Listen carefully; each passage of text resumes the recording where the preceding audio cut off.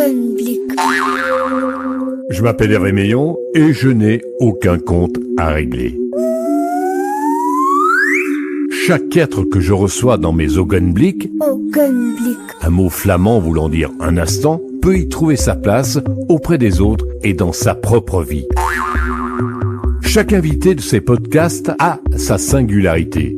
J'essaye de prendre en considération, sans parfois y adhérer, les propos et l'expérience de chacun. Dans mes podcasts, je suis en fait une oreille qui parle, une bouche qui écoute. Augenblick. Notre invité est là. Je vais pas dire Miguel parce qu'il va m'engueuler. C'est bien Miguel Ángel Sarmiento. Exactement, il n'y a pas de tréma sur le U. Bonjour Miguel. Bonjour Hervé. C'est un spectacle autobiographique, on est bien d'accord. Oui. Qui retrace le courage, la douleur, l'amour et un drame. Le drame de la mort de mon grand frère. Parce que ton spectacle s'appelle Mon petit grand frère. Voilà. D'abord le fait qui se passe en 71. Oui. 71, ça se passe à Riance, un petit village du Var, du Haut-Var. Du Haut-Var, oui. Tu as quel âge toi à ce moment-là? J'ai 21 mois. Donc tu te souviens plus? Non, je ne me souviens plus et c'est ce qui a provoqué aussi ce récit parce que j'ai dû aller chercher des souvenirs, j'ai dû remettre de l'ordre un peu dans le brouillard de mon enfance, car je n'avais que des bribes de souvenirs, mais des bribes de souvenirs ramenées par mes parents, par la parole de mes parents, par les photos et par les quelques paroles de ci, de là, parce que les gens ne parlaient pas, et c'est bien ça le problème. C'est le secret dans les petits villages. Ouais. Et quand à l'approche du 50e anniversaire de la mort de mon frère, je ressens le besoin d'écrire et d'en savoir plus. Pas d'écrire, mais d'en savoir plus. Donc j'ai osé interroger mes parents et je les ai fait parler de choses dont ils n'avaient jamais parlé ensemble. Et il est décédé en même temps qu'un autre garçon qui s'appelait Jean-François. Donc il y a deux deuils dans le village en même temps. Oui, c'est un drame énorme. C'est un drame. À l'époque, ça passe même aux informations nationales. Tu vas vivre avec ce deuil, non pas toi, parce que tu l'as pas vécu vraiment visuellement, tu t'en souviens pas, t'étais trop petit, mais tu vas le vivre à travers tes parents et au travers de ta maman. Elle va faire un transfert sur toi. Dans tous les cas, elle va reporter sur moi une attention démesurée. Je me souviens d'ailleurs, là, maintenant tu me dis ça, je me suis cassé une jambe, un petit accident d'enfant. C'était en 81, 10 ans plus tard. La sirène avait sonné, les pompiers étaient venus et ma mère dans sa douleur m'avait même engueulé, elle m'avait crié parce que je reproduisais un accident, quoi. C'était terrible.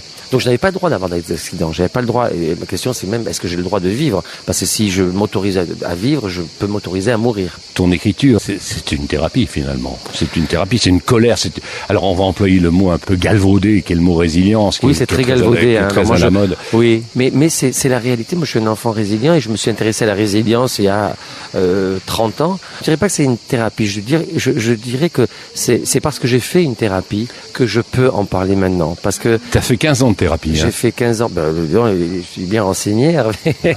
Oui, j'ai fait 15 ans de psychanalyse avec un grand spécialiste du deuil chez l'enfant. Et donc il fallait que je passe par là. J'ai tout fait pour essayer de me rapprocher le plus juste de mes émotions.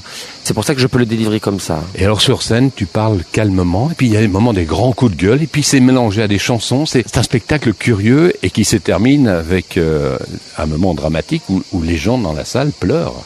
Tu l'avais prévu? Pas du tout. Je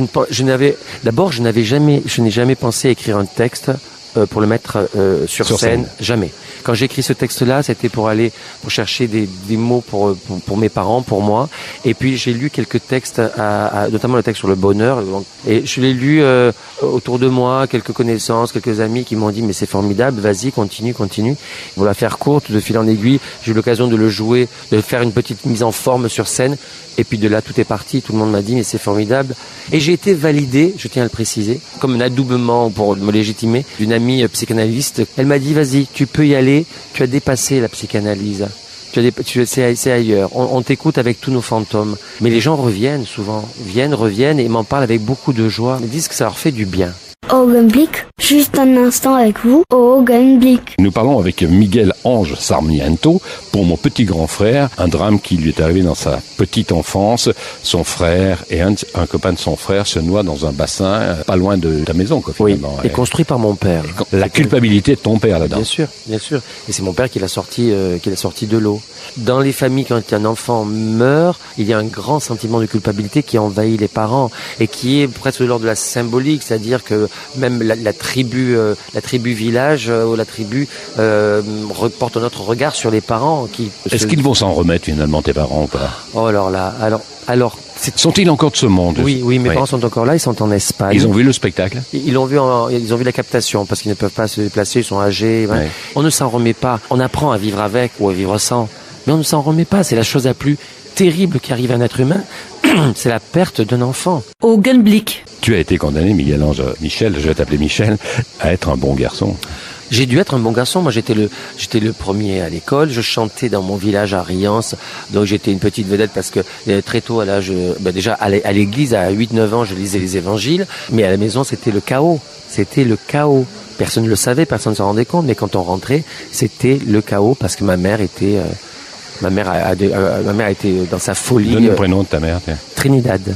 Ma mère était dans une telle souffrance qu'on a fait comme on a pu pour tenir. Tu parles en public de ta souffrance, de la souffrance de tes parents, de la souffrance que l'on peut ressentir. Finalement, la parole, c'est ta survie. Ça a été ma survie. J'ai choisi de parler. D'ailleurs, il y a une scène sur un texte de Piazzolla, sur une musique de Piazzolla, Libertango, où je raconte cette scène pour moi qui est fondatrice. C'est ma mythologie à moi. Cette scène fondatrice où on ramène le corps de mon frère à la maison, etc. Et donc, ma mère m'a dit, quand elle m'en a parlé, elle m'a dit c'était comme un cirque. Elle m'a dit d'un coup tout le monde était là. Enfin, voilà, elle m'a dit waouh. Et donc, c'est quand elle m'a raconté ça, je me suis dit oui, il faut que et je pense que c'est à ce moment-là, je me suis dit, soit je prends la parole et je prends la parole en chantant ou en étant sur scène, soit je meurs. Et je pense que ma parole m'a permis de survivre. Alors, ce qui est curieux dans le spectacle, c'est que ta voix passe par tous les sentiments. Tu es un conteur aussi. Oui. À un certain moment. Tu comptes, et puis après, pof, tu pars dans l'énervement, tu pars dans la colère, tu pars dans le rire, tu pars dans la chanson. Oui. Ah oui, la chanson est très présente. Pour quelle raison la chanson est aussi présente? Parce que la chanson, c'est justement quand j'étais enfant, je me réfugiais dans ma chambre et j'écoutais les disques et je chantais sur les disques que j'écoutais parce que c'était le seul moyen. Maintenant, avec le recul, de couvrir les pleurs de ma mère, les silences de mon père, et parce qu'il fallait que j'apporte de la joie un peu à cette maison. Donc j'allais au village très tôt sur les podiums du village. Je chantais, je dansais, et je faisais l'animation, et voilà. Augenblick. Le spectacle s'appelle Mon petit grand frère. J'ai des personnes qui sont venues jusqu'à 10 fois depuis. Ils viennent, ils reviennent, ils reviennent, parce qu'elle leur dit ça leur fait. Mais c'est ça la force de ton spectacle, c'est qu'on a envie de le revoir. Il paraît. Mais alors à quel moment, justement, quand on va aussi loin dans les sentiments et on va aussi loin et qu'on se déshabille carrément sur scène, parce qu'on raconte vraiment un drame familial, un drame qui a marqué toute une vie, à quel moment on se rend compte que l'on joue? Parce que tu es sur scène, tu es comédien, tu joues quand même. Ah ben oui. Mais oui, sinon ça ne pourrait pas exister en fait. J'ai mes outils et mon parcours de comédien qui font que je prends la distance, qui me permet d'en faire quelque chose, je pense, universel, en tous les cas quelque chose qui pourrait toucher tout le monde. Oui, il faut. Et je pense que plus ça va aller, plus je vais prendre cette distance. Je serais très curieux qu'un jour quelqu'un prenne le texte en main et le joue. Qu'est-ce que ça te ferait? Ah ben je serais profondément ému. J'imagine que ton enfance, à la maison, c'était plein de photos de ton frangin, ton frère. Elles étaient partout. Et t'en as sur toi une photo de ton frère? Non, j'en ai pas sur moi. J'en ai sur mon portable, mais j'en ai pas sur moi. J'en ai chez moi. Est-ce que tu aurais voulu mourir à sa place? Je pense que oui, quand j'ai vu. Mais en fait, ça n'aurait servi à rien. Si j'étais mort à sa place, ma mère aurait eu la même douleur. J'aurais juste aimé que ma mère ne souffre pas, que mes parents ne souffrent pas. En fait, ceci dit, tu me poses la question. Je me suis jamais posé la question comme ça. Je me suis pas posé la question. Ça mérite réflexion. Alors dis-moi merci. Merci. Est-ce que tu es au service de ton texte ou c'est le texte qui est à ton service? Je suis au service de mon texte. Je suis très content des questions que tu me poses, moi, pas posées.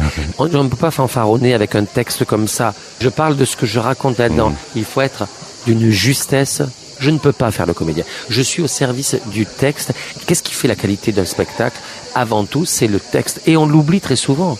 On parle en ce moment de Mon petit grand frère, une pièce de théâtre, un one-man show, une histoire vraie, une autobiographie, un spectacle autobiographique avec Miguel-Ange Sarmiento. Le spectacle, t'as été le jouer à Riance. Oui. Comment la population a réagi? Alors je ne suis pas quelqu'un qui est je suis pas un traqueux avant de monter sur scène, mais j'avoue que je me dis mais il a fallu quelle audace, mais comment j'ai osé faire ça? Je l'ai joué à Riance, il était très attendu. Quelle audace ou indécence? Je dirais pas indécence, mais il m'a fallu. T'as failli dire indécence d'ailleurs comme mot, non? Oui, parce que mais c'était très fort. Je dis mais comment puis-je remettre ça devant tout le monde? Et ça a été, je pense, la plus forte expérience professionnelle de ma vie. Il y avait une qualité d'écoute que je n'ai jamais ressentie ailleurs. Tu penses, Et à la fin, les gens tout le public du village s'est levé en pleurs. C'était d'une intensité. On m'a demandé d'y retourner. De rejouer le spectacle. De rejouer le spectacle à l'automne 2023. Tu seras enterré près de ton frère en Espagne? Oui. Oui, en Espagne. Pourtant, j'aime Riance et je sais que je finirai ma vie à Riance. Je rappelle que Riance est un petit village du Haut-Var où le drame s'est passé. Mes parents seront enterrés en Espagne. Et moi, oui, c'est parce que je n'ai pas d'enfants. Si j'avais des enfants... Pourquoi tu n'as pas d'enfants? À cause de ce drame? Je ne veux pas avoir d'enfants. Pour quelle raison? Parce que T'as peur qu'il soit pas un bon garçon? Non, j'ai peur qu'il meure. J'ai peur qu'il meure. Moi, je trouve tous les parents courageux d'avoir des enfants. Non, je pense qu'il faut une dose d'inconscience, à mon sens. À l'heure actuelle, en tout cas, non? Oui, mais c'est pas qu'une question d'époque. C'est une question d'avoir un enfant, mais l'enfant peut mourir. Et ça, c'est insupportable. Ça ne rentre pas dans ma tête. T'as été coach vocal aussi, je crois. Oui, coach vocal. À Nouvelle Star, non? À Nouvelle Star, ouais. Voilà. Donc, oui. Qu'est-ce que tu vois encore dans le regard de tes parents et de ta maman quand tu les vois maintenant âgés? Avec ma mère, je vois beaucoup d'amour. Chose que je pouvais pas avoir avant ou qu'elle ne pouvait pas me donner avant parce qu'elle était dans une grande douleur. Et mon père, je crois, une grande... Chez eux, je sens de la fierté, de l'amour et je m'occupe d'eux au quotidien et je suis très très proche d'eux. Ils sont croyants? Mon père, je pense qu'il est plus croyant que ma mère. Mon père est plus croyant, il s'est réfugié plus chez Dieu. C'est la vie qui a remplacé Dieu pour toi, non? Oui, d'ailleurs je dis dans un de mes textes, quand je m'adresse à mon père, finalement le père, papa, c'est toi, c'est pas Dieu. C'est pas Dieu. Dieu n'est pas le Père. Nous sommes en mars 1971. Un drame se passe à Riance, dans ce petit village du Haut-Var. Ton frère et son copain se noient dans le bassin familial construit par ton papa. C'est toute l'histoire de ce spectacle autobiographique dont nous venons de parler, qui retrace le courage, et on va employer le mot que tu n'aimes pas et que je n'aime pas trop. C'est un spectacle sur la résilience. Oui, c'est galvaudé, mais la résilience existe vraiment. Merci mon petit grand frère, merci à toi. Merci Hervé, merci beaucoup. À bien vite.